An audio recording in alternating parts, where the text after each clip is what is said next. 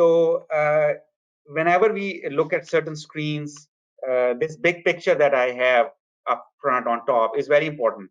That is what different statuses are referring to, and that is what would open up, clear up some of the concepts, what different things are talking about. So when we are in an event query, that's a standard screen in all versions of Red Query.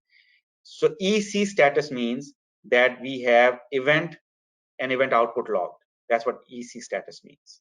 IC means the result IFDs have been created, and SC means that the result IFDs have been sent to the other system. So SC means that all is done and nothing is left to be done. EC and IC are transient status, that they stay in that status for a little bit and then they have to move to the next status. EE means that there was an error while creating the event. IE means there was an error creating the result IFD, and SE means that there was an error while sending. So if you are an asynchronous event, then your event would go to EC, then IC, then SC.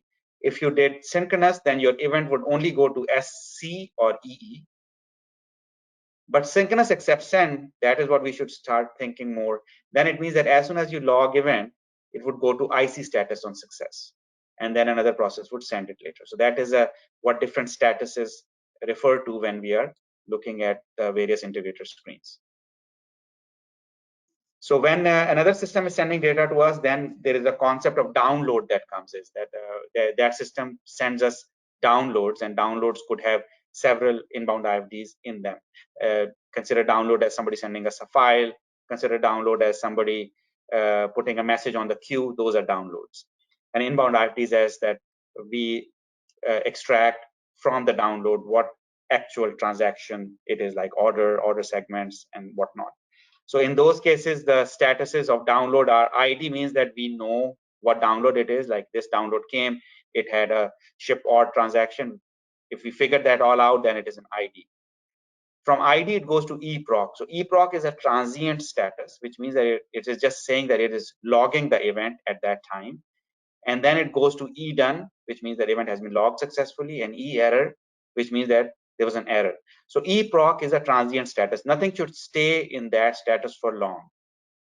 If it is staying there, that most likely means that what it was trying to do, for example, sending data, creating a part, creating an order, that process crashed, and that is typically what would leave a download in eproc status.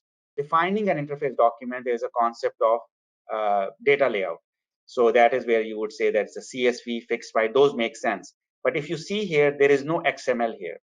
That is a very important consideration to know, that Integrator considers XML as a communication detail.